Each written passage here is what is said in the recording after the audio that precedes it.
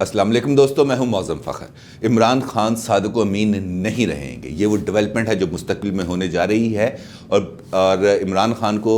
اعلیٰ عدالتوں سے نااہل قرار دلوانے کے لیے ریفرنس پر تیاری کا کام آخری مراحل تک پہنچ چکا ہے۔ یہ ریفرنس کن بنیادوں پر تیار کیا جا رہا ہے اور کون اس کو تیار کر رہا ہے، اس کی تفصیل تو میں آگے چل کے دوں گا آپ کو، لیکن اس سے پہلے ایک اور ڈیولپمنٹ ہے، اور وہ ڈیولپمنٹ یہ ہے کہ بلاول بھٹو زرداری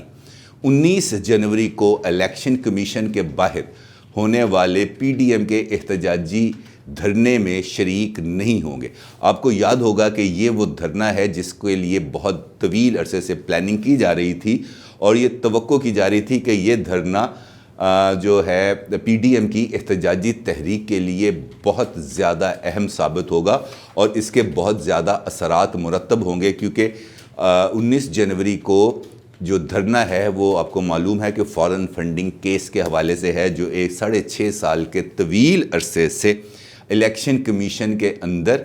زیر التوا ہے۔ لیکن اس کے ساتھ ساتھ ایک اور ڈیولپمنٹ ہے، اور وہ ڈیولپمنٹ یہ ہے کہ 18 جنوری کو الیکشن کمیشن نے پیپلز پارٹی اور نون لیگ کو بھی طلب کر لیا ہے کہ وہ الیکشن کمیشن کے روبرو پیش ہو کر یہ بتائیں کہ انہوں نے فارن فنڈنگ لی ہے تو وہ کن ذرائع سے لی ہے، اور کیا وہ ویریفائیڈ ہے۔ ویریفائیڈ سے میری مراد یہ ہے کہ کیا آڈیٹر جنرل جو ان کے جو آڈیٹرز ہیں ان دونوں جماعتوں کے، اس کی رپورٹس وہ ساتھ لے کے آئیں تاکہ یہ معاملہ آگے بڑھ سکے۔ بلاول بھٹو آپ کو معلوم ہے کہ وہ پیپلز پارٹی چونکہ سندھ کی پالیٹکس پر بہت زیادہ فوکس کرتی ہے، اور 18 جنوری کو سندھ کے علاقے عمر کوٹ کے اندر ہونے ہیں ضمنی الیکشنز، اور بلاول بھٹو چونکہ اس میں مصروف ہوں گے اور وہ الیکشن کیمپین بھی چلا رہے ہیں، اور 19 جنوری کو وہاں پر ایک اکٹھ ہے، وہ اس وجہ سے کہ سندھ کی پالیٹکس میں نے آپ کو بتایا کہ پیپلز پارٹی کا پرائم فوکس ہی سندھ ہے، کیونکہ سندھ کے علاوہ وہ کسی جگہ پر اتنے زیادہ باقی رہے ہی نہیں۔ تو اب وہاں پہ ہیں مردان شاہ صاحب، ان کی ہے برسی، اور اس برسی کے موقع پر وہاں پر بھی ایک پولیٹیکل اجتماع ہے جس میں بلاول بھٹو شرکت کریں گے، اور اس وجہ سے وہ پی ڈی ایم کے دھرنے میں شریک نہیں ہوں گے۔ البتہ پیپلز پارٹی کا ایک وفد اس میں شریک کرے گا، جس میں یوسف رضا گیلانی ہوں گے، راجہ پرویز اشرف صاحب ہوں گے، قمر زمان قاہرہ ہوں گے، فرحت اللہ بابر اور دیگر اکابرین اس کے اندر پیپلز پارٹی کی نمائندگی کریں گے۔ لہٰذا 18 جنوری کو بھی وہاں پہ اسلام آباد میں ایک ایکٹیویٹی ہے، اور 19 جنوری کو بھی ایک ایکٹیویٹی ہے۔ اب یہ تاثر، جیسے ہی یہ بات منظر عام پر آئی تو یہ تاثر پھیلنا شروع ہو گیا نئے سرے سے کہ پی ڈی ایم ٹوٹ گئی۔ پی ڈی ایم جس وقت بنی تھی، میں نے آپ کو شاید پہلے بھی بتایا تھا کہ یہ بات طے تھی کہ کسی سیاسی رہنما کی کسی جگہ پر کوئی اور افیلیشن ہوگی تو وہاں پر شرکت، وہ اس پروگرام کے اندر اگر ایبسنٹ بھی ہو جائے تو اس کی کوئی بات نہیں ہوگی۔ لیکن آپ کو پتہ ہے کہ کچھ بیک چینلز رابطے، میں نے کئی مرتبہ اس بارے میں بتا چکا ہوں کہ بیک چینلز رابطے ہوئے بھی جاری ہیں، ہو بھی رہے تھے، اور کچھ پیپلز پارٹی کو یقین دہانیاں بھی کرائی گئی تھیں۔ اب چونکہ پیپلز پارٹی کا جو پی ڈی ایم کے اندر رول ہے نا، وہ بہت زیادہ ولنریبل ہے، وہ اس وجہ سے ہے کہ اس کے سٹیکس ہیں گورنمنٹ کے اندر، اور وہ سٹیکس ہیں سندھ گورنمنٹ کی شکل میں۔ اب پیپلز پارٹی چونکہ سندھ کے تک ہی محدود ہو چکی ہے، لہٰذا وہ سندھ کی سپیس کو اپنے ہاتھ سے گنوانا نہیں چاہتی، اس وجہ سے وہ اس کو بار بار کمپرومائزز کرنا پڑتے ہیں، اور وہ کمپرومائزز کر رہی ہے۔ یہ وہی کمپرومائزز ہیں جن کی وجہ سے پیپلز پارٹی آج پنجاب کی سیاست سے بھی فارغ ہو گئی ہے، کیونکہ پنجاب کی سیاست ہے مولا جٹ کی سیاست، اور نواز شریف مولا جٹ کی سیاست بہت اعلیٰ کر رہے ہیں پنجاب کے اندر۔ اس کی وجہ یہ ہے کہ Nawaz Sharif popular public sentiment کو نہ صرف سمجھتے ہیں بلکہ اس کو فالو بھی کرتے ہیں، یعنی کہ وہ عوام کی رمز کو سمجھتے ہیں۔ لوگ اس وقت پنجاب کے اندر مولا جٹ کو لوگ کیوں پسند کرتے ہیں، اس کی وجہ یہ ہے کہ وہ سسٹم کو ہٹ کرتا ہے، وہ طاقتوروں پر اٹیک کرتا ہے، لہٰذا لوگ مولا جٹ کے آج بھی فین ہیں۔ اور same is the case with Nawaz Sharif نے بھی اب آ کے طاقتور حلقوں کو ہٹ کرنا شروع کیا۔ ان کا جو پاپولر بیانیے ہیں وہ اس وقت مقبول عام ہیں، آپ اس سے اختلاف کریں یا نہ کریں، لیکن یہ بات طے ہے کہ اس وقت ووٹ کو عزت دو کا نیریٹو پنجاب کی حد تک تو کم از کم بہت مقبول ہے، اور لوگ اس کو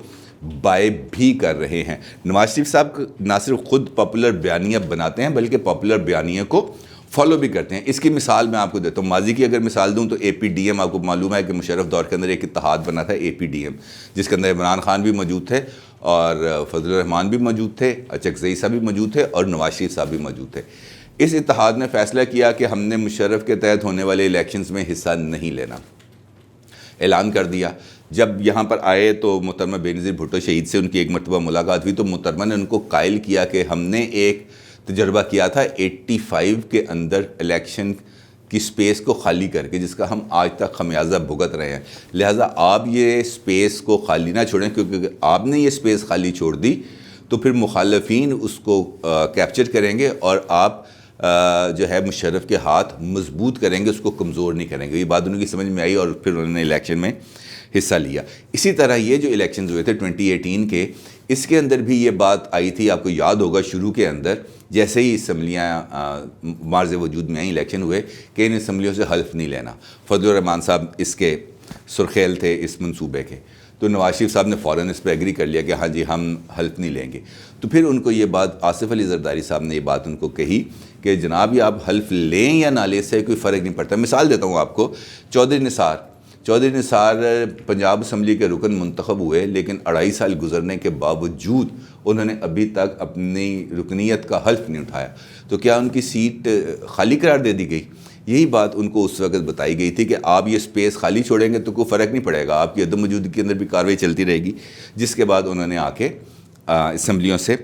حلف لیا. خیر یہ اس وقت یہ سینیریو بن رہا ہے کہ 18 جنوری کو ایک ڈیولپمنٹ ہے اور 19 جنوری کو ایک ڈیولپمنٹ ہے. سوال یہ پیدا ہوتا ہے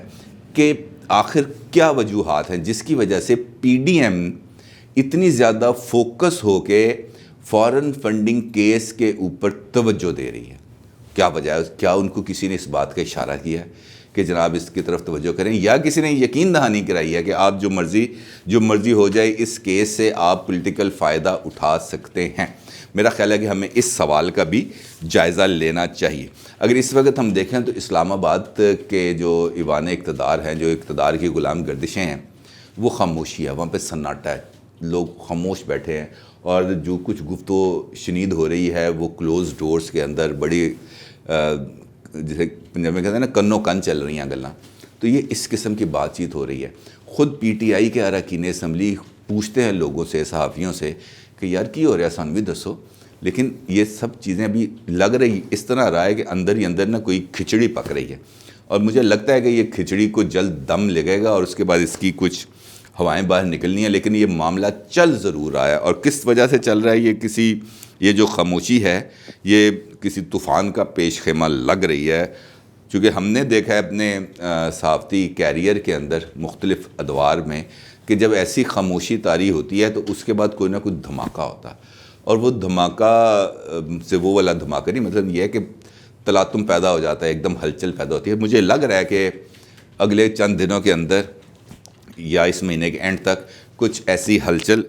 ہونے والی ہے. اب اپوزیشن پر امید کیوں ہے, یہ وہ سوال ہے, یا یقین دہانی ہے. یہ دونوں آپشنز میں نے آپ کے سامنے رکھی ہیں. میری رائے یہ ہے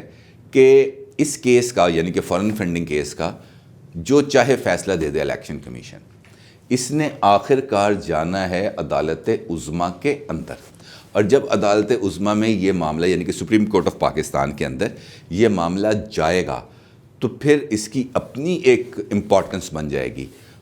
روز سماعتیں ہوں گی, سماعتوں کے بعد لوگ باہر آئیں گے, باہر آ کے گفتگو ہوگی, شام کو ٹی ویز پر ٹاک شوز ہوں گے, قانونی آئینی ماہرین کی بحث مباحثہ چلے گا, اور اس سے وہ جو تاثر ہے کہ پی ڈی ایم کی موومنٹ کچھ کمزور ہوئی ہے, تو میرا یہ خیال ہے کہ اس کے بعد اس کو بھی تقویت ملے گی اور مومنٹم دوبارہ بننا شروع ہو جائے گا. تو یہ کیس اس حوالے سے بہت زیادہ امپورٹنٹ ہے. میرا یہ خیال ہے کہ الٹیمیٹلی اس کیس نے سپریم کورٹ میں جانا ہے, اور سپریم کورٹ میں جانے کے بعد ہی اس کا کوئی اگلا سر پاؤں سامنے آئے گا. دوسرا معاملہ جس کے پر میں نے آغاز میں آپ سے گفتگو کی تھی کہ عمران خان صادق و امین نہیں رہیں گے, اور ان کو نااہل قرار دینے کے لیے ریفرنس کی تیاری جاری ہے. آپ کو یاد ہوگا کہ نواز شریف صاحب کو کن گراؤنڈ پر نااہل کیا گیا, وہ تھا آرٹیکل 62 اور 63, یعنی کہ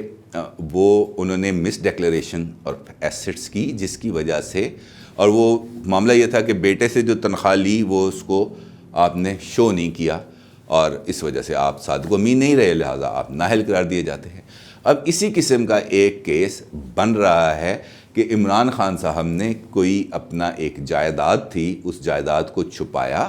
اور وہ جائیداد اپنے جو ایسٹس ڈیکلیریشن ہے، یعنی کہ جو اثاثہ جات کے گوشوارے جمع کرائے جاتے ہیں الیکشن کمیشن کو، اس کے اندر وہ ظاہر نہیں کی، اور اب وہ